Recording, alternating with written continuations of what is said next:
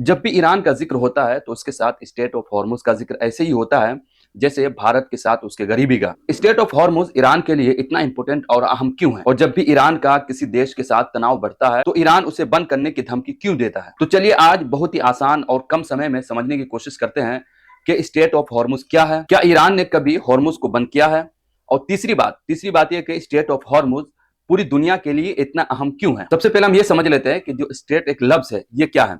दरअसल जो स्टेट लफ्ज है इसका मतलब होता है समुद्री का एक ऐसा पतला रास्ता जो एक समुद्र को दूसरे समुद्र से जोड़े, यानी एक महासागर को दूसरे महासागर से जोड़ने वाले पतले रास्ते को स्टेट कहते हैं। खुलासा यह हुआ कि एक ऐसा पतला रास्ता जो एक समुद्र को दूसरे समुद्र से जोड़े उसे स्टेट कहते हैं, और इसे ही वाटर पैसेज और जल मार्ग भी कहते हैं। दुनिया के नक्शे पे कई सारे ऐसे चोक पॉइंट है यानी स्टेट है जो ग्लोबल ट्रेड के लिए नसों जैसा है कि अगर वो किसी कारण बंद हो जाता है तो पूरी दुनिया की इकोनॉमिक सिस्टम हिल जाता है। यही हुआ था 2021 में जब सुएज कैनाल में सिर्फ 6 दिनों के लिए एवरग्रीन नामी एक जहाज फंस गया था, जिससे पूरी दुनिया को 9 से 10 बिलियन डॉलर का नुकसान हुआ था। दूसरा चेक पॉइंट यानी स्टेट है मलक्का स्टेट, जो हिंद महासागर को प्रशांत महासागर से जोड़ता है।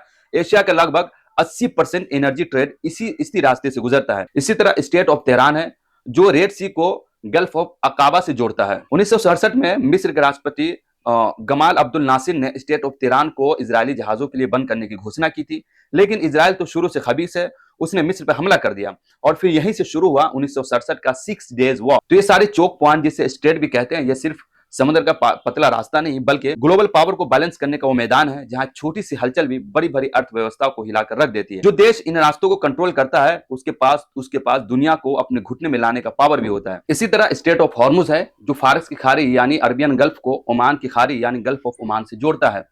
इसी के उत्तर में ईरान और दक्षिण में यूएई और ओमान है। इसी पतले रास्ते जिसकी चौड़ाई कई जगहों पे सिर्फ 30 किलोमीटर है, जहां से पूरी दुनिया का लगभग 25% ऑयल और 20% एलएनजी गुजरता है। आपके मन में एक सवाल आया होगा कि क्या जितने सारे चोक पॉइंट है क्या इसके लिए कोई कानून या प्रावधान वगैरह है या नहीं, क्योंकि यह भी तो मुमकिन है कि जिन देशों के पास इस चोक पॉइंट का कंट्रोल है वो यूं ही दूसरे देश को परेशान करने के लिए इन चोक पॉइंट को बंद भी कर दें। बिल्कुल इसके लिए एक संयुक्त राष्ट्र यानी अक़वाम मुत्तहिदा के आर्टिकल 38 और 44 का प्रावधान है, जिसमें यह कहा गया है कि किसी भी स्टेट यानी जलमार्ग को कोई भी देश रोक नहीं सकता, किसी भी देश के जहाज को परेशान नहीं किया जा सकता और उन्हें रोका नहीं जा सकता। लेकिन article 17 right to innocent passage के तहत देश ये हक जता सकता है कि वहां से गुजरने वाला जहाज उसके खिलाफ कोई गलत गतिविधि ना करे। इसमें ईरान ने कभी भी हॉर्मुज को पूरे तौर पर बंद नहीं किया। वहीं ईरान को उनके जियोग्राफिकल की वजह से यह भी एडवांटेज है कि वो हॉर्मुज में माइन भी बिछा सकता है और मिसाइल की धमकी भी दे सकता है और दूसरी जगह के जहाजों को रोक भी सकता है।